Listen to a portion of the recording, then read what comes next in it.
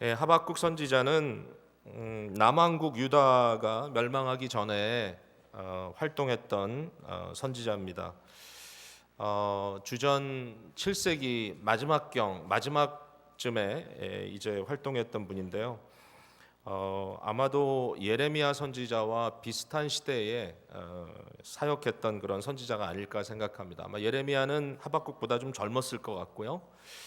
하박국도 바벨론의 침략을 경험했던 선지자라고 저희가 이야기할 수 있고, 예레미야는 그 모든 것을 겪어냈던 그런 선지자라고 말할 수 있겠죠. 하박국서에는 하박국의 두 가지 질문이 있고요. 이 두 가지 질문에 대한 하나님의 답이 주어집니다. 그리고 그것에 대한 하박국의 응답시로 마지막 3장이 구성되어 있어 이렇게 1장, 2장, 3장으로 이렇게 나뉘어져 있는데, 이미 우리가 부분적으로 언급한 적이 있어서 최근에 여러분들이 하박국에 대해서 어느 정도 좀 기본적인 그 아웃라인이나 인식은 갖고 계시겠지만 잠깐만 한번 짚어보겠습니다. 하박국의 첫 번째 질문은 이런 질문입니다. 당시 하박국이 살고 있었던 이 유다라고 하는 나라의 이 사회가 굉장히 망가져 있는 모습을 보는 거예요. 사회가 망가졌어요. 하나님의 백성, 선민이라고 스스로 자부하는 이 나라인데 전혀 그런 어떤 선민 같은 모습이 보이지 않아요. 하나님의 성품이 드러나지 않는단 말이죠. 1장 4절에 이렇게 써 있습니다. 이러므로 율법이 해이하고 정의가 전혀 시행되지 못하오니 이는 악인이 의인을 애워쌌으므로 정의가 굽게 행하여 지민이다 그랬어요. 율법을 지키며 산다는 것은 뭐 아예 상상할 수도 없고, 시장 바닥에 가도 거짓된 저울과 거짓된 흥정을 하고 있고, 그리고 법정에 가도 정당한 판결을 기대할 수가 없고, 권력자 힘 있는 사람들은 뇌물을 받고 옳은 걸 하지 않고 욕심의 채움을 위하여 행동하는 이런 모습이 국가적인 모습이었다는 거죠. 그러니까 하박국이 선지자로서 그 시대의 하나님의 음성을 듣는 자로서 이것을 볼 때에 너무 마음이 무거웠던 것 같습니다. 그래가지고 하나님께 질문하는 겁니다. 하나님, 이런 상황에서 왜 하나님은 가만히 계십니까? 하나님께서는 어떻게 이 상황에 응답하시겠습니까? 여기에 대해서 하나님이 답을 주시는데요. 이 답이 무시무시한 답입니다. 내가 갈대아 사람을 일으키겠다 그래요. 1장 6절에 보면 갈대아 사람은 바벨론 사람이죠. 그러니까 여러분이 다 아시는 대로 주전 605년부터 586년 사이에 바벨론이 3번이나 예루살렘을 침략하게도 결국 마지막 완전히 함락시키고 백성들을 볼모 잡아가는 이런 경우가 생기지 않습니까? 바로 그 일을 언급하고 있는 거예요. 내가 바벨론을 일으켰다. 그러니까 하나님께서 자기 백성들의 이와 같은 부정되고 악하고 정의롭지 못한 모습을 보시고 가만두지 않으시고 채찍을 들어서 그들을 치시겠다고 하는 이런 하나님의 예언입니다. 자, 두 번째 질문은 이런 거예요. 이제 하박국이 이 얘기를 듣고 나니까 맥이 빠지는 겁니다. 왜 맥이 빠지냐면 바벨론에 대한 소문을 많이 들었거든요. 이미 바벨론이 강대국으로 일어나서 그 주위에 있는 이웃 나라들을 다 지금 먹고 있는데, 레바논까지 다 지금 와서 먹고 있는데, 이 갈대아 사람들은 어떤 사람인가 하면 아주 강포한 사람들이거든요. 바이올렌트한 사람들. 아주 무지막지한 사람들이에요. 무지막지한 사람. 2장에 나와 있는 설명을 보면 이 사람들이 아주 그들의 이 강함을 자랑하고 또 그 강함을 계속해서 키워가고 그러는 가운데 이 자기들의 힘을 과시하는 가운데 자기들이 정복한 그 나라들이 수치를 당하는 모습을 볼 때 아주 쾌감을 느꼈다는 거예요. 쾌감을. 예를 들어 어떤 이야기가 나오냐면은 이제 2장 그 15절 읽지 않았지만 그 뒷부분에 가면은 점령한 나라에 아마도 그 귀인들이겠죠. 좀 귀중한 사람들, 또 아름다운 사람들을 데려다가 술을 마시게 하고 그들이 취하게 하고 그들을 다 빨개 벗겨 놓고 아주 수치스러워하는 그런 모습을 이 바벨론 사람들은 지켜보면서 마음속에 일종의 쾌락을 느꼈다는 거예요. 그러니까 이제 경건미나 이런 게 있는 민족이 아니죠. 무슨 어떤 하나님의 공의를 가지고 가서 공의롭지 않은 백성에게 어떤 응징을 하고 그 나라를 바로잡겠다 뭐 이런 거 전혀 아니죠. 예. 완전히 자기들의 어떤 욕망을 가지고 자기의 권력을 한없이 과시하고 있는 이런 사람들, 하나님이 없어요 이 사람들에게. 그러니까 이제 하박국이 이 얘기를 듣고 나서 이 사실을 아니까 하나님께 뭐라고 질문하냐면, 하나님, 그런데 바벨론이 계속해서 여러 나라를 무자비하게 멸망시키는 것이 옳으니까 그렇게 질문해요. 1장 17절에.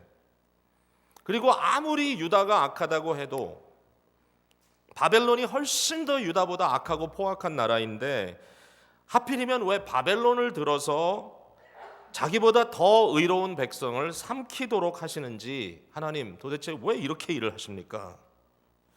왜 더 악한 자들을 들어서 채찍으로 쓰십니까? 이제 이렇게 질문을 하는 거예요. 그랬더니 하나님께서 거기에 대해서 또 답을 주세요.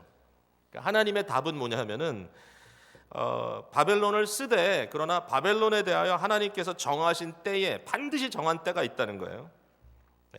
2장 3절에 그 얘기를 하죠. 반드시 정한 때가 있다 했어요.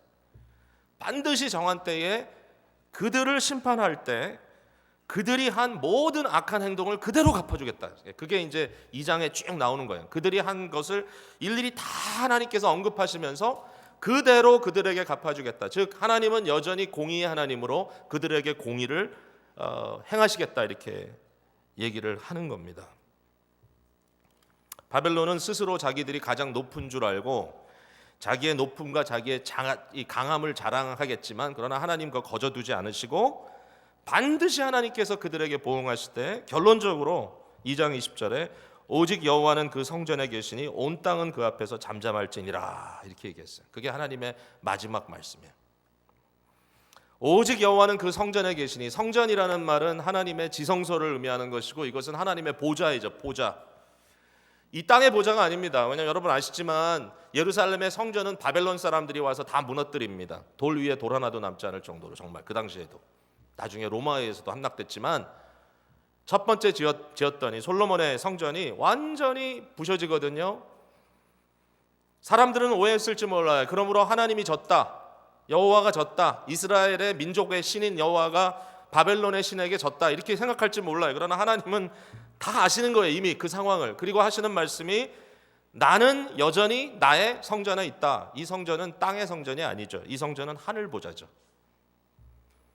하늘과 땅을 지으시고 거룩한 하늘 보좌를 펼치시고 그곳에 앉아 온 세상을 다스리시는 하나님께서 나는 여전히 보좌에 앉아 모든 세상을 다스린다. 그리고 하나님의 공의가 끝끝내 하나님의 나라가 모든 것을 다 완성시킬 것이다라고 한 하나님의 이 선포, 그 앞에 온 땅은 잠잠할지니라, 이렇게 하나님의 선포가 나타납니다. 자, 이렇게 두 번째 응답을 받은 하박국이 어떻게 하나요?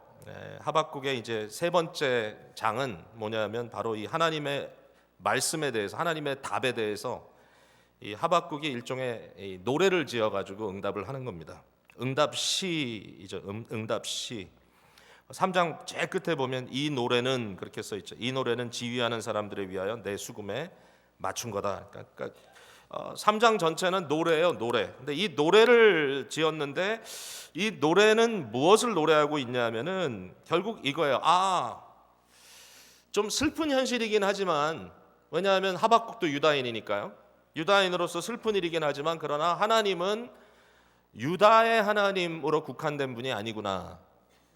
하나님은 민족 신이 아니구나. 하나님은 국지적인 신이어서 내 민족만 케어링하는 하나님이 아니시구나. 하나님은 온 세상을 지으시고 섭리하시는 하나님이시구나. 그렇게 얘기하죠. 3절 뒷부분에 보면 그의 영광이 하늘을 덮었고 그의 찬송이 세계에 가득하도다, 이거예요. 이건 하나님의 말씀에 대한 응답이죠.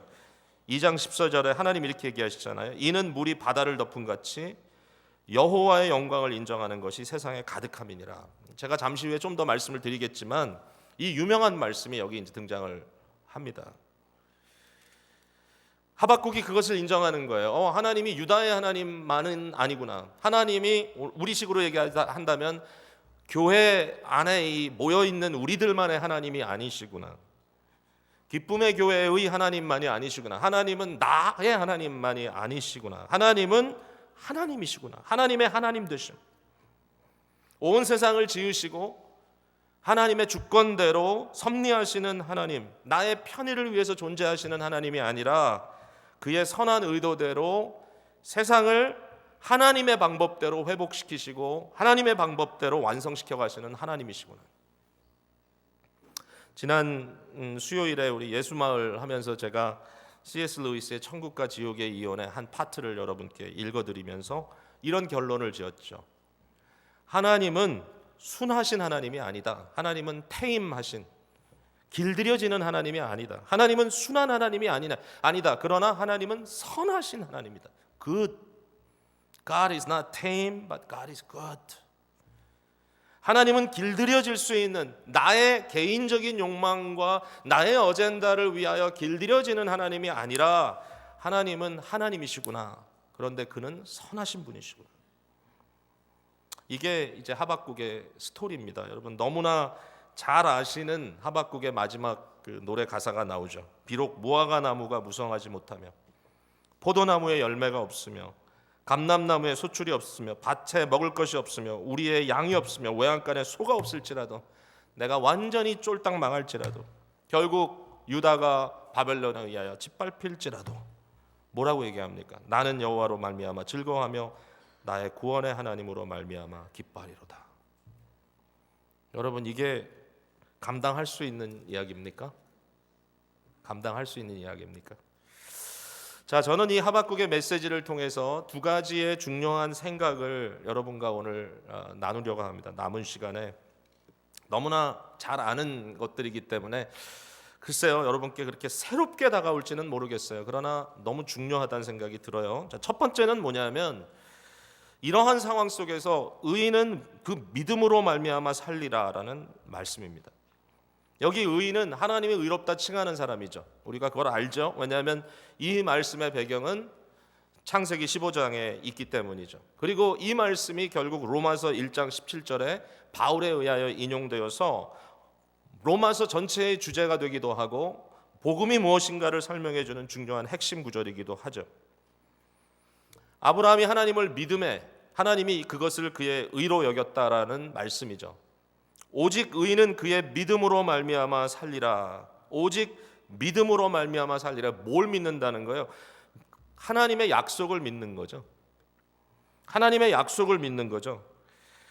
하나님께서 약속하신 것은 반드시 성취하겠다는 얘기 아니에요? 2장 3절 한번 볼까요? 다시 한번.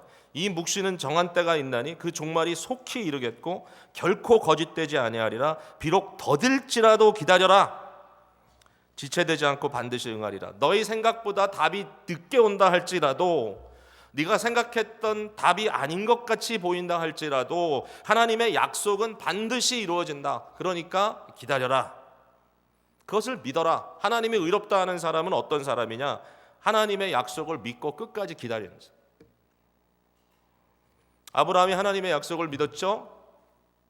그 약속은 무엇이죠? 아브라함에게 자손을 허락하시겠다는 거였죠. 하늘의 별과 같이 땅의 모래와 같이 많은 자녀를 주겠다. 너의 후손을 주겠다. 그 후손을 통하여 내가 온 세상을 복되게 하겠다. 너는 복의 근원이 되리라.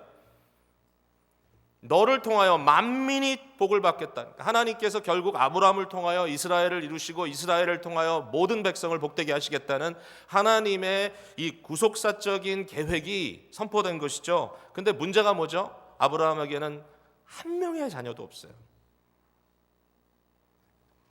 결국 이런 말씀을 하고 있죠. 아브라함이 나이가 100세가 되고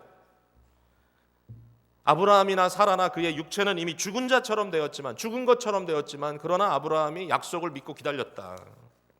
물론 잠시 실수도 했지만 그러나 하나님께서 약속하신 그 일을 아브라함의 실수에 굴하지 않으시고 하나님은 결국 하나님의 방법대로 그 약속을 이루어 주셨다. 우리에게 이루어진 하나님의 약속은 무엇보다도 아브라함에게 주셨던 그 오리지널 프로미스가 아브라함에게서 끝난 것이 아니라 끊임없이 오늘까지 이루었다는 것이죠. 아브라함이 믿음의 아버지라면 우리는 믿음의 자녀들이 된 것이죠. 우리도 믿는 거예요. 뭘 믿습니까? 하나님께서 약속하신 그리스도를 하나님의 때에 하나님의 시간에 보냈다는 거예요. 하나님이 정한 시간에 그리스도를 보내서 하나님께서 그리스도를 통하여 우리를 살릴 방법을 선포해 주셨다는 거예요. 그걸 이루셨다는 거예요. 성경 전체가 예수님에 대한 예언이에요. 창세기 3장에 아담과 하와가 타락한 이후에도 하나님은 곧바로 그들에게 예언하십니다. 여자의 후손, 여자의 시드, 많은 후손이 아니라 단수입니다. 한 씨가 여자에게 나서 그 씨를 통하여 내가 사탄의 머리를 부수겠다. 이런 뉘앙스가 하박국에도 굉장히 많이 나옵니다. 바벨론을 하나님께서 화 있을진저 그들을 치는 이러한 모든 장면 속에 맞습니다. 이 모든 것들이 결국은 하나님이 그리스도를 통하여 세상의 악과 싸우시는 모습을 보여주고 있고, 아브라함의 후손을 통하여 약속하신 복의 성취가 결국은 이스라엘 백성들은 백성으로서는 실패하지만 그들은 결국 포로 잡혀가고 예루살렘 성전은 멸망하지만, 그러나 그 후손으로 오신 그 시드, 그 약속의 그 씨를 통해서 하나님의 약속이 성취되잖아요. 예수 그리스도가 이 땅에 오심으로 그리스도를 통하여 모든 이방 백성들이 복음으로 들어오는 은혜의 역사가 이루어집니다. 그리스도 안에서 이스라엘 유다뿐만 아니라 우리 모두가 예수 그리스도를 믿는 그 믿음 안에 아브라함의 믿음의 후손이 되고 우리가 세상을 축복하는 자들로 존재하게 됐다라는 거죠. 모세에게 약속하셨던 모세와 같은 선지자 그리스도십니다. 다윗에게 약속했던 영영토록 왕노릇할 아들 바로 그리스도십니다. 선지자들이 하나님의 말씀을 받아 예언했던 그분, 바로 그분이 그리스도십니다. 하나님의 약속은 이루어졌다라는 것이죠. 그게 성경의 메시지죠. 하나님의 약속은 이루어졌다. 아브라함도 끝까지 그것을 믿고 기다렸더니 하나님께서 그에게 아들을 주셨다. 결국 오늘 이 순간까지 우리는 하나님의 약속을 믿고 기다립니다. 그 약속을 믿고 기다렸던 가장 대표적인 분이 바로 예수 그리스도십니다. 예수 그리스도는 하나님 전적으로 순종하는 신실하신 언약의 순종을 드렸어요. 결국 이것이 그의 의이고 그 의가 그리스도와 연합된 우리에게 전가됐어요. 이 의로우신 순종의 결정적인 순간에 예수 그리스도는 자기 자신을 하나님께 온전히 맡기고 십자가에 못 박혀지셨어요. 예수님 처절하게 돌아가셨습니다. 몸몸에 정말 피 한 방울 남기지 않고 다 쏟아주셨습니다. 그리고 무덤에 묻혔습니다. 지난주 중에 어떤 분 얘기를 듣는데 참 이게 굉장히 저한테 하나의 아이디어로 탁 들어왔어요. 아, 정말 그렇구나. 예수님의 구속 사건 중에 우리는 십자가와 부활 사건을 얘기하지만 예수님의 무덤 사건에 대해서 좀 더 지켜봐야 된다. 무덤에 있었던 사건, 예수님이 무덤에 묻혔던 사건이 왜 이렇게 중요한가 하면 그 무덤에 묻혔던 예수님의 사건은 그 며칠 동안 예수님이 무덤에서 아무것도 하지 않으셨다는 거예요. 스스로 일어나려고 바둥거린 것도 아니고 하나님께서 언제 이루어 주실까라고 그냥 초조했던 것도 아니고 무덤에 들어가서 가만히 있었던, 완전히 자기 자신을 하나님의 온전하신 뜻에 온전히 맡겨드렸던 그 순간이 구속적인 순간이라는 거예요. 우리를 위하여 예수님의 순종, 예수님의 머무르심. 그러나 하나님께서는 역사를 이루시고 그를 다시 약속에 따라 부활시키셨다. 이게 하나님의 약속. 그 약속은 비록 더딜지라도 반드시 이루어질 것이다. 여러분, 예수 그리스도의 죽으심과 그의 묻히심과 부활을 여러분 믿으십니까? 믿으십니까? 제가 금요일에도 확인했는데 다시 한번 확인하는 거예요. 여러분 믿으시죠? 바로 그리스도를 믿는다는 믿음의 의미가 여기에 있습니다. 물론 구원을 이해하는 여러 가지 측면이 있지만 굉장히 중요한 건 이거예요. 예수 그리스도를 보면 우리의 인생이 보인다는 겁니다. 바울 사도가 로마서 6장에 이야기한 것처럼 우리가 세례받을 때 그리스도와 함께 죽고 그리스도와 함께 다시 산 것처럼 우리가 그리스도와 함께 연합되었다. 내가 그리스도 안에, 그리스도가 내 안에. 예수님 말씀하신 거죠. 네가 내 안에, 내가 너 안에. 이제 더 이상 내가 사는 것이 아니고 내 안에 그리스도가 사시는 것이다. 결국은 예수 그리스도의 삶을 살라고 우리를 이 땅에 두셨다. 그리고 그리스도께 성취되었던 하나님의 모든 약속이 우리에게도 성취될 것이다. 그래서 예수님의 부활의 첫 열매라 그러죠. 예수님만 부활하는 게 아니죠. 예수 그리스도 안에 있는 우리도 그리스도와 함께 영원한 영광의 부활에 참여할 자가 될 것이다 라는 거죠. 장례 때만 선포하는 게 아니에요. 우리 매일매일의 삶의 소망이에요.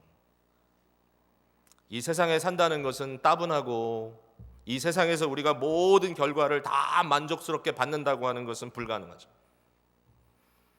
마지막 이 세상에 눈을 감고 떠나는 그 순간에 우리 마음속에 어떤 생각이 있겠습니까? 후회가 있겠습니까? 억울함이 있겠습니까? 글쎄요. 모르겠지만 사람마다 다를 수 있겠지만 그러나 믿는 사람들에게 주시는 하나님의 위로는 이겁니다. 이 땅에서 우리가 다 이룰 수 없어. 그러나 하나님의 약속은 불변하다는 것입니다. 그 약속을 믿고 사나 죽으나 우리가 그리스도의 것이다. 여러분, 우리가 발버둥 치고 노력해서 얻어지는 것이 아닙니다. 오직 하나님께서 그의 능력으로 이루시는 것입니다.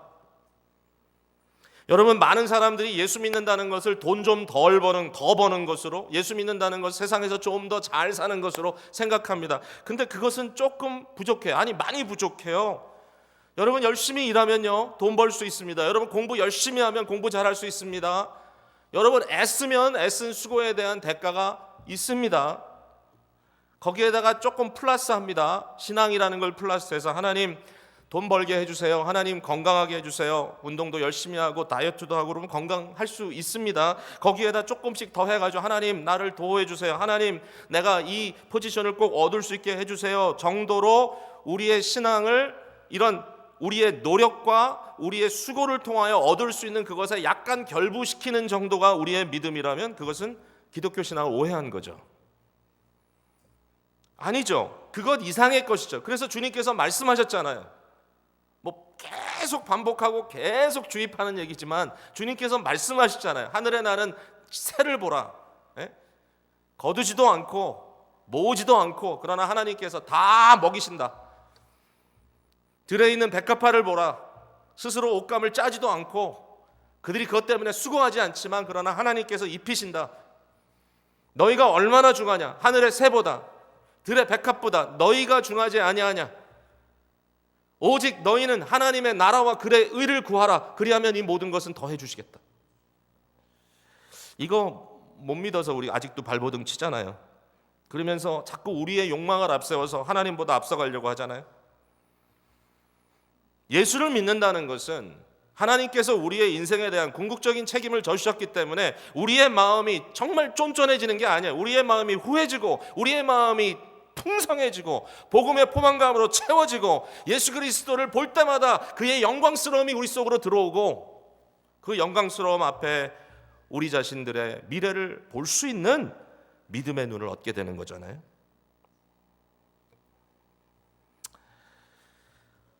끝까지 믿고 가는 거예요. 기독교 신앙의 가장 위대한 고백은 순교자적 삶으로 나타난다라고 말할 수 있어요.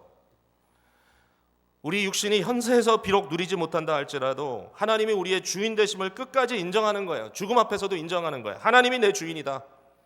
내 인생은 하나님 안에 그리스도 안에 숨겨져 있다. 내가 그것 끝까지 놓지 않겠다. 이게 하박국의 고백 아닙니까? 비록 무화과 나무가 무성하지 못하며 포도나무에 열매가 없으며 감람나무에 소출이 없으며 밭에 먹을 것이 없으며 우리의 양이 없으며 외양간에 소가 없을지라도 그가 이렇게 이야기하잖아요. 3장 16절에 내가 들었으므로 내 창자가 흔들렸고 그 목소리로 말미암아 내 입술이 떨렸도다. 뭘 들었어요? 바벨론이 온다는 말을 들었어요. 무리가 우리를 치러 올라오는 환난 날을 내가 기다림으로. 이 상황 속에서는 이스라엘 백성들에게 회개하라. 내가 회개하면 혹시 하나님께서 이 재앙을 돌리실지 모르겠다. 그런 얘기는 아예 나오지도 않아요. 하박국에 그런 말 없어요. 회개하란 말 없어요. 하나님의 정하신 뜻에 대한 선포를 하고 있어요. 뭐라고 얘기합니까? 하박국이 썩이는 것이 내 뼈에 들어왔으면 내 몸은 내 처소에서 떨린다. 내 뼈 속까지 썩어 들어가는 것 같다. 내 몸은 떨린다. 그렇게 이야기를 하고 있어요, 하박국이. 그럼에도 불구하고 그는 얘기합니다. 나는 여호와로 말미암아 즐거워하며 나의 구원의 하나님으로 말미암아 기뻐하리로다. 여러분, 이 믿는 사람들의 배짱이 이게 대단한 거거든요. 예수 믿는 사람들의 배짱이죠. 그래서 아무리 칼로 총으로 위협을 해도 예수 믿는 사람을 엎드려뜨리지 못하고, 아무리 때려 부셔도 그 불꽃을 끄지 못하고, 한 곳에서 핍박을 하면 또 그 불똥이 다른 곳으로 튀어가고 거기서 또 불을 붙이고 하는 예수 그리스도를 믿는 사람들의 이 배짱을 아무도 이기지 못한다는 말이 여기서 나오는 겁니다, 여러분. 사탄은 오해하죠.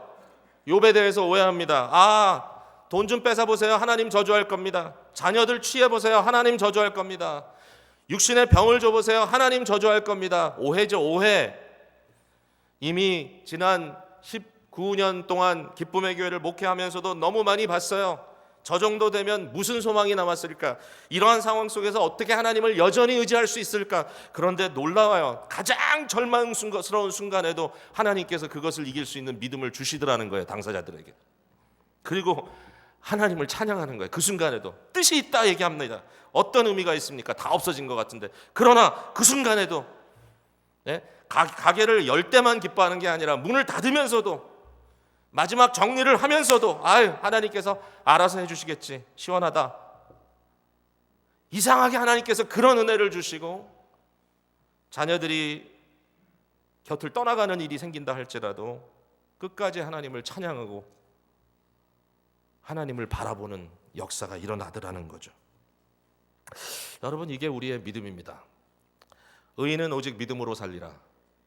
이 믿음을 마음에 품고 살아가시는 주의 백성들 되시기를 바랍니다. 한 가지만 더 말씀드리려고 그래요. 두 번째, 만약에 이게 사실이라면 과연 우리는 이 세상에서 무엇을 위해 살 것인가라는 거죠. 어차피 하나님 뜻대로 이루어질 텐데 과연 우리 무엇을 위해 살 것인가? 우리의 관심은 어디에 있냐면요, 여호와의 영광을 인정하는 것이 세상에 가득하게 되는 것을 바라고 사는 겁니다. 자, 이거예요.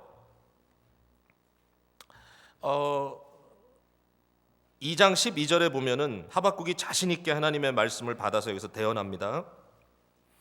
피로 성읍을 건설하며 불의로 성을 건축하는 자에게 화 있을진저.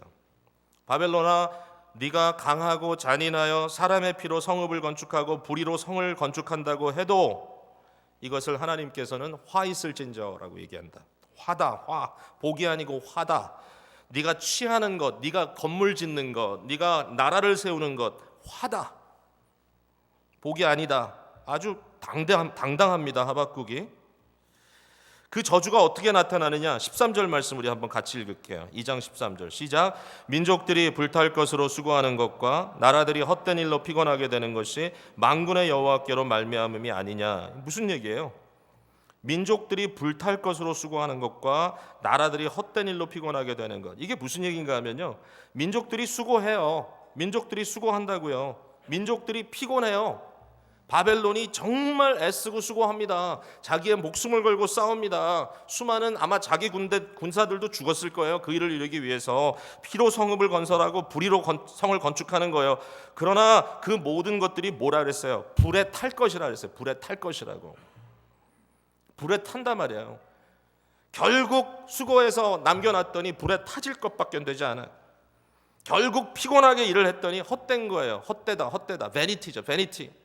우리가 이미 묵상 시작한 전도서에 나오는 말씀이죠. 뭐예요? 안개 같다는 거잖아요. 우리의 숨과 같다.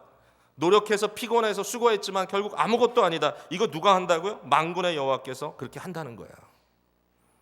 바울 사도가 이 띠을 하나 이제 픽해가지고 이런 이야기하죠. 우리가 하나님의 불같은 심판 앞에 섰을 때에 우리의 공적이 불에 탈 텐데, 불에 지나갈 텐데, 그때 다 타버리면 그것은 뭐가 남느냐? 정말 너무 허접한 거잖아요. 그러나 불에 타지 아니하고 남는다면 그것은 진정한 의미가 있는 것이다. 우리가 수고하고 애쓰고 우리가 땀 흘리고 있는 그 결과가 뭐냐는 거죠. 결국 이 세상에서 무엇을 먹을까, 무엇을 마실까, 무엇을 입을까라고 하는 것 가지고 일시적으로 있다가 없어질 것을 위하여 우리가 땀 흘리고 수고했다면 그 불에 탈 것이다.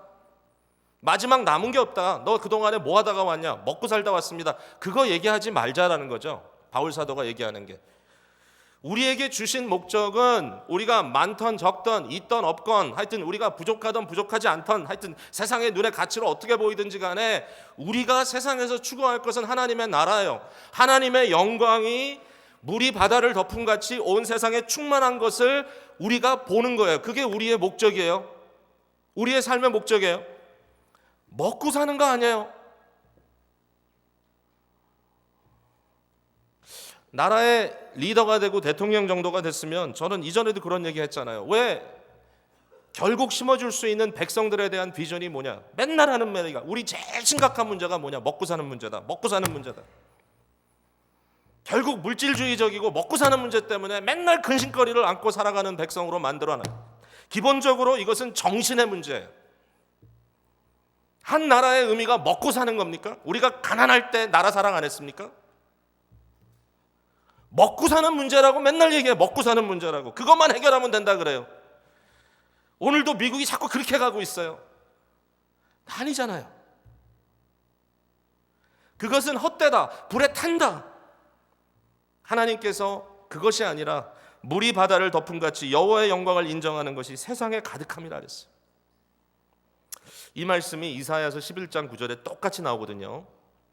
아마 이사야 11장 9절의 말씀이 먼저 나왔을 거예요 아마. 그죠? 그리고 하박국이 그 말씀을 인용했을 것 같아요. 그런데 너무 재밌게도 이사야 11장 9절에는 이것을 미래적인 것으로 얘기합니다. 우리도 그렇게 찬양하잖아요. 예.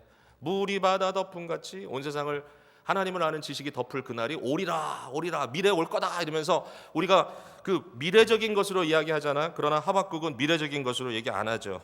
현재적인 것으로 얘기합니다. 이는 물이 바다를 덮은 같이 여호와의 영광을 인정하는 것이 세상에 가득하다. 가득하다. 우리가 하나님의 약속의 결과를 기다리고 살고 있는 오직 의인은 믿음으로 살리다라고 하는 끈질기게 포기하지 않고 기다리는 삶을 살면서 그러면 이 현세 속에서 우리가 무엇을 할 수 있겠는가? 현세 속에서 현세라 할지라도 하나님께서 결국 하나님의 영광을 보이시더라 이거예요.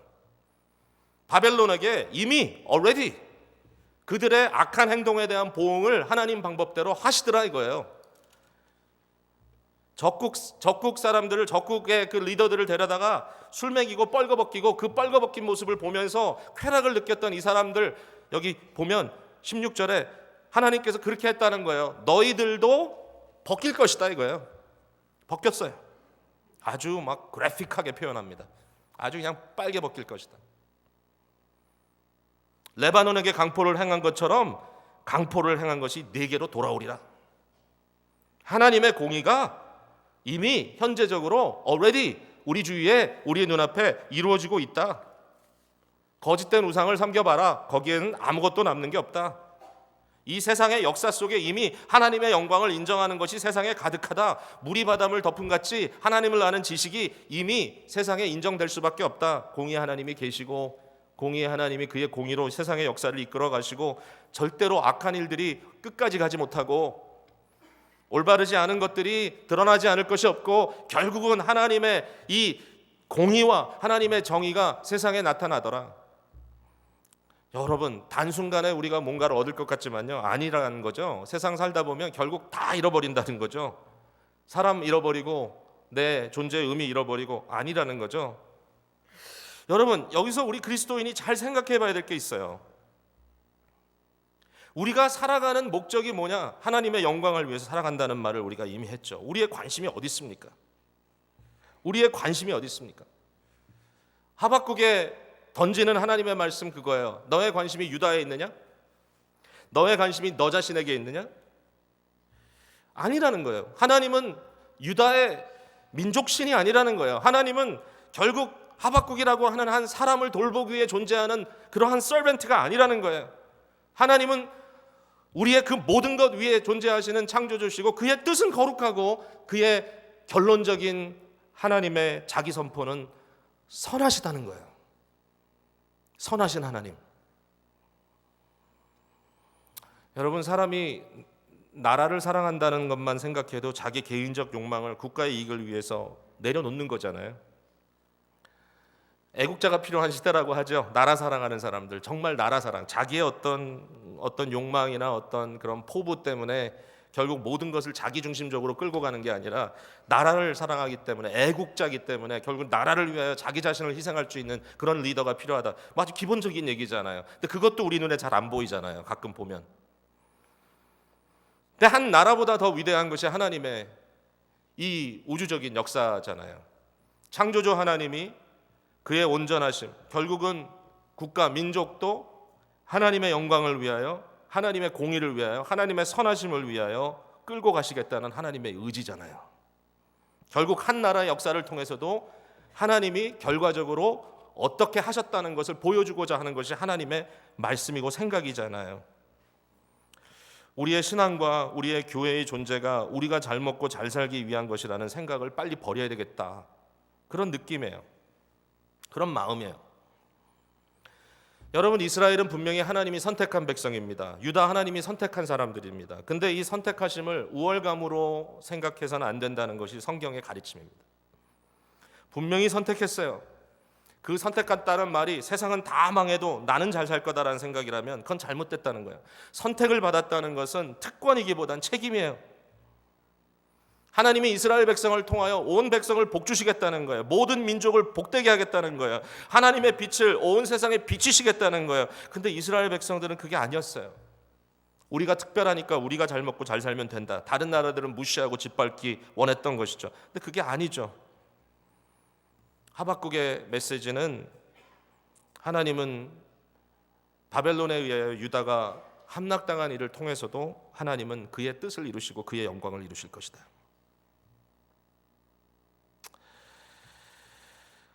이게 과연 하나님의 뜻이고 하나님의 메시지라면 오늘날 교회를 향한, 저와 여러분을 향한 하나님의 뜻은 어떻게 이해될 것인가? 저는 다르지 않다라고 생각이 됩니다. 하나님이 아브라함을 부르실 때 내가 너를 모든 백성들, 모든 만민들 중에 복이 되게 하겠다라는 거였죠. 결국은 아브라함을 통하여서 이스라엘을 이루시고 이스라엘을 통하여 계속 주신 말씀은 너를 통하여 모든 이방의 빛이 되겠다는 말씀이셨죠. 이스라엘이 그 일을 감당하지 못했지만 하나님은 그 약속 저버리지 않았죠. 이스라엘의 남은 자 딱 한 사람, 예수 그리스도, 참 이스라엘을 통하여 구속의 역사를 이루셨죠. 그리고 예수 그리스도를 믿는 모든 민족들로 하여금 하나님의 백성이 되게 하셨죠. 아브라함에게 주셨던 그 약속을 그리스도를 통하여 우리에게 그대로 전달해 주셨죠. 결국은 그리스도를 통하여 우리가 하나님의 백성으로 이 세상에서 살아갈 수 있게 해 주셨죠. 이게 하나님의 뜻이고 하나님의 방법이에요. 오늘 우리에게도 똑같이 역사하세요. 하나님은 우리를 통하여 세상을 복되게 하기 원하셔요. 예수 그리스도께서 자기 자신에 대해서 요한복음에 보면 반복적으로 이런 이야기를 하셨어요. 나는 나를 보내셨다. 나는 보냄받은 자다. 아버지가 나를 보냈다. 아버지가 나를 보냈다. 그걸 이해해야 된다는 거예요. 자꾸 바리새인들은 그렇지 않은 것처럼 생각했어요. 너는 스스로 너를 높인다. 아니다. 아버지가 나를 보냈다. 나는 아버지가 보내서 왔다. 거기에 대해서 결국 예수님께서 마지막 포인트로 하시는 말씀이 뭐죠? 요한복음에 아버지가 나를 보낸 것처럼 나도 너희를 보내겠다. 아버지가 나를 보낸 것처럼 나도 너희를 보내겠다. 여러분, 이 고민 속에서 참 어제 밤에도 제가 정말 잠을 이루지 못할 정도로 좀 번민스럽고 힘들었어요. 이게 뭐냐 하면은 오늘날 교회를 향하여 말씀하시는 주님의 그 말씀이 뭐냐는 거예요. 기쁨의 교회를 향하여 주시는 말씀이 뭐냐는 거예요. 우리가 지금 어떤 한 중요한 이 가림길에 놓였다면 우리에게 주시는 하나님의 말씀이 뭐냐라는 거죠. 우리 주님께서 우리에게 주시는 정체성은요, 우리는 보냄받은 자라는 정체성이에요. 우리는 고인물이 아니에요. 흐르는 물이 돼야 되죠. 우리는 선교라는 말을 쓰는데 이 선교라는 말을 그냥 하나의 프로그램으로 생각해서는 안 되는 거죠. 우리가 우리 재정에 11조를 헌금을 선교를 위해 쓴다든지 아니면 그 액수가 30%가 된다 할지라도 여러분, 그것은 교회가 하는 일일지는 몰라도 교회의 프로그램일지는 몰라도 하나님께서 그리스도를 통하여 이미 이루어 나가시고 계시는 하나님의 구원 역사, 하나님의 선교 역사, 하나님의 선교적 사역, 이미 하나님께서 세상을 구원하시기 위하여 그의 마음을 온통 열어놓으시고 세상을 향하여 나아가시는 그 하나님의 나아가심, 그 나아가심 속에 결국 교회가 존재하는 이유는 그 보냄받음을 위하여 우리가 존재한다. 하나님의 마음을 세상에 보여야 되고, 하나님의 생각을 세상에 선포해야 되고, 하나님의 마음 아파 정말 그 찾고 계시는 그들을 향하여 우리의 마음이 하나님의 마음처럼 나가야 되는데, 이게 빨리 우리 머릿속에 생각이 바뀌어야 된다는 거죠. 교회가 왜 존재하냐? 우리를 위해 존재합니까? 교회가 고인물입니까? 아니어야 되죠. 계속 말씀하죠. 말씀드리고 있잖아요. 교회는 흘러가야 되죠. 결국 모든 것은 하나님의 나라 일이기 때문에 뭐 다른 데 모였던 사람이 여기도 모인다고 이 교회가 더 영광을 하나님께 돌린다, 그런 거 아니잖아요. 하나님의 나라, 하나님을 모르는 백성들, 하나님의 그 나라의 그 공의와 하나님의 긍휼과 하나님의 사랑을 체험하지 못하는 자들을 향하여, 억눌린 자들을 향하여, 가난한 자들을 향하여, 뭔가 소망이 없어 눈에 총기가 빠지고 초점이 빠져버린 사람들을 향하여 과연 교회가 무슨 이야기를 하고 있는가? 기쁨의 교회가 웨스트 노리턴에 존재합니다. 1911 웨스트 마셜 스트리트. 그런데 이 자리가 과연 뭔가? 어려운 질문이죠. 이 동네 사람들에게 이 교회는 뭔가, 감사하게도 뭐 동네 분들이 몇 분 들어와서 예배도 드리곤 해요. 그렇지만 대부분의 사람들에게 저기 뭐 나랑 좀 다른 이상한 사람들이 자주 드나거리면서 모이는 것 같은데, 이 정도로 뭔가 이해하지 못한다면 우리가 어떻게 이 사회를 향하여 쏟아져 나갈 수 있는가?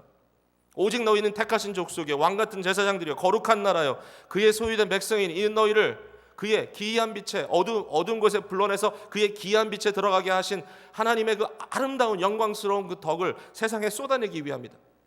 너의 삶에 이루어진 변화, 너의 삶에 주어진 예수 그리스도의 삶이 세상을 향하여 쏟아지기 위한 것으로 하나님께서 우리를 만드셨다면 어떻게 해야 될까? 쉽지 않죠. 그러나 고민해야 되죠. 교회 공동체뿐만 아니라 여러분 한 사람 한 사람의 삶이 어떻게 보냄받은 자로서의 이 sent one, the sent one, 보냄받은 자로서의 삶을 살아갈 것인가, 여기에 대한 고민을 안 할 수가 없는 거죠. 소위 이것을 선교적 교회의 고민이라고 말합니다. 하나님의 나라의 고민입니다. 하나님의 나라가 목적입니다. 하나의 로컬 처치가 어떻게 부흥하고 확장하느냐에 대한 고민이 아니라 하나님의 나라가 이 땅에서 어떻게 퍼져나가는가, 더 많은 사람을 일로 데리고 와라는 것이 아니라 어디에 있든지 그곳에서 하나님의 나라가 어떻게 우리를 통하여 선포되는가, 그 질문을 하는 거죠. 단순히 우리의 말을 통해서 예수 믿으세요 한마디가 아니라 우리의 삶을 통하여 하나님의 공의와 하나님의 긍휼과 복음의 소망이 어떻게 전달되느냐는 거죠. 이게 우리의 존재 목적이에요. 여러분, 이게 우리의 존재 목적이에요. 우리의 삶에 있는 그 모든 문제에 대해서는 믿고 기다리는 거예요. 하나님의 약속은 반드시 이루어져요. 오직 의인은 믿음으로 살리라. 걱정 안 해요. 믿음으로 살아요. 그러나 믿음으로 사는 과정 속에 우리가 해야 될 소명은 뭐냐? 세상을 향하여 쏟아지는 거예요. 이게 우리에게 주신 소망이라면, 믿음이라면 어떻게 생각해야 될 건가요? 지금 제가 뭐 여기에 대해서 간단하게 좀만 더 설명을 하자면 이런 거예요. 여러분, 사람이 뭡니까? 사람을 관계적인 존재다, 사회적 존재다 이렇게 이야기를 하죠. 사람은 관계적 존재다, 사회적 존재다 이런 얘기를 하면 그 말을 딱 들을 때 그러므로 사람은 관계에 힘을 써야 돼 이렇게 생각이 들죠. 근데 사실은 그게 아니잖아요. 사람은 하고 싶지 않은데 억지로 관계를 맺는 존재가 아니라 사람은 존재 자체가 관계잖아요. 사람은 하나님이 창조하셨기 때문에 하나님과의 관계를 피할 수가 없어요. 부모가 낳았기 때문에 부모와의 관계를 피할 수가 없어요. 형제자매가 함께 있기 때문에 그들과 부딪히며 살아가는 삶을 살아야 돼. 결혼하면 부부가 되니까 그것도 피할 수가 없어요. 자녀를 낳으면 내가 또 부모가 되니까 그것도 피할 수가 없어요. 사람들 사이에 온갖 네트워크를 가지고 살아가고 있어요. 피할 수 없어요. 그건 뭐예요? 관계성이라는 것은 인간이 하는 게 아니라 인간의 존재 자체예요. 인간이 존재한다는 것은 관계 속에 있다는 거예요. 그러니까 관계성에 대해서 관심이 없고 나는 나 혼자만 있을 거야. 나 혼자 자꾸 혼자 자기 속으로만 계속 안으로만 집중해서 들어가는 사람이 있다면 그건 더 이상 사람 되길 포기한 거예요. 사람 되길 포기하면 뭐가 됩니까? 그 다음에 괴물이 됩니다. 여러분 반지의 제왕 보셨어요? 반지의 제왕. 마지막에 그 반지의 제왕 마지막 그 세 번째 영화에 보면은 이제 골룸이라고 하는 괴물 하나가 이제 마지막에 이제 다 처음부터 나오는 건데 마지막에 완전히 죽잖아요, 골룸이. 이 골룸이 누구냐면 이 말 그대로 몬스터예요. 괴물이에요. 괴물처럼 변했어. 그러나 골룸이 원래 괴물이 아니에요. 골룸은 스미골이라고 하는 지극히 정상적인 사람 같은 존재였어요. 그러나 욕망의 반지를 갖고 그것을 가지려고 하는 이 욕망, 결국 사람도 다 버리고 관계도 다 버리고 그 욕망 그것만을 위해서 자기 충족만을 위해서 끝까지 가다가 어떻게 돼요? 마지막에 괴물이 돼 버려요. 더 이상 인간이 아니에요. 인간다워질 수가 없어요. 괴물이에요.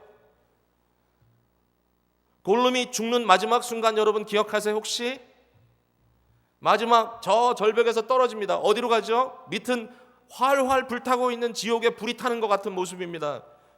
골룸은 그쪽에 떨어져 이제 죽을 겁니다. 근데 골룸이 떨어지는 그 순간에 드디어 그 반지를 자기가 가졌어요. 이렇게 떨어져요. 반지를 보면서 이렇게 떨어져요. 근데 그 반지를 보는 골룸의 얼굴에는 환한 미소가 있어요. 드디어 얻었구나. 근데 그 다음에는 죽음이에요. 끝이에요. 파멸이에요.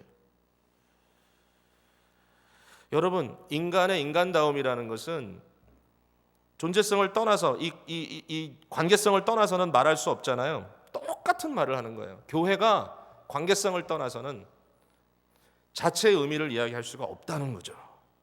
나를 위하여, 나의 욕망을 위하여, 나의 소욕을 위하여 존재하는 것이 아니라 하나님께서 세상과 릴레이트 하시면서 세상을 향하여 너희는 보냄받았다. You are sent. 보냄받았다는 의식은 하나의 프로그램이 아니라 그것은 교회의 존재 자체다. 교회의 존재 자체다라는 거예요. 이 말을 적용하는 데 있어서는 뭐 온갖 여러 가지 다양한 이슈들이 많이 인버브가 될 겁니다. 어떻게 우리가 이 지역사회에서 교회가 이 웨스트 노리턴이라고 하는 지역사회와 다리 놓는 일을 할 것인가? 과연 어떻게 뭐 대단한 것을 한다는 게 아니라 이 지역사회 주민들이 가지고 있는 하나님 밖에 살고 있는 인간들의 그 고민 속에 우리가 어떻게 같이 동참할 것인가? 우리 한인 이민 사회 속에 주님을 모르고 또는 교회를 떠나서 방황하고 있는 사람들이 있다면 그들의 고민 속에 우리가 어떻게 같이 동참할 것인가? 그들이 기쁨의 교회를 봤을 때 나는 전혀 이해할 수도 없고 상관도 없는 일들만 그 안에서 벌어지고 있고 나는 그것과 아무 상관이 없다라고 생각한다면 안타깝게도 그것은 교회의 본질적인 의식에 심각한 문제점을 갖고 있다라는 것이죠. 여러분, 선교는 프로그램이 아니에요. 선교는 그 사람이에요. 어제도 필라델피아 도시 선교위에서 음식 준비하시는 분들이 교회에서 일을 많이 하셨어요. 저는 오늘인 줄 알고 광고에는 오늘이라고 나왔는데 어젯밤에 그 행사가 있어가지고 뭐 금요일 저녁부터 수고하시고 또 어제 많은 분들이 나와서 수고를 하는데 제가 정말 마음속에 느꼈던 건 뭐냐면은 언제부터 그렇게 됐는지는 모르겠는데 거기 나와서 섬기시는 모든 분들의 얼굴에 프로그램이 아니라는 느낌이 들었단 말이에요. 그거는 뭐 여러분 스스로 아니까 제가 너무 과대평가하는지도 모르겠어요. 근데 적어도 제 눈에 보이기에는 그분들의 모습 속에 그게 프로그램이 아니었어요. 너무 행복해 보였단 말이에요. 그 말은 뭐예요? 그게 그들의 삶이 됐다는 거예요. 적어도 그 순간에. 여기에 소망이 있다는 거예요. 하나님께서 영광을 받으시는 것이 나의 삶의 목적이다. 내게 무엇인가 주셨다면 나는 그것을 통하여 하나님의 하나님 되심을 드러내기 위하여 살고 있다. 비록 내가 어려운 형편 가운데 있다 할지라도 나의 존재 의미가 다른 데 있는 것이 아니라 나를 통하여 하나님이 나를 보내신 그 보내신 목적을 이루어내는 것이다. 사랑하는 성도 여러분, 우리 속에 이 미셔널 철치의 개념이 어떻게, 미셔널 크리스찬의 개념이 어떻게 역사해야 될런지 오늘 이 고민을 함께 고민해 봤으면 좋겠습니다. 기도하겠습니다.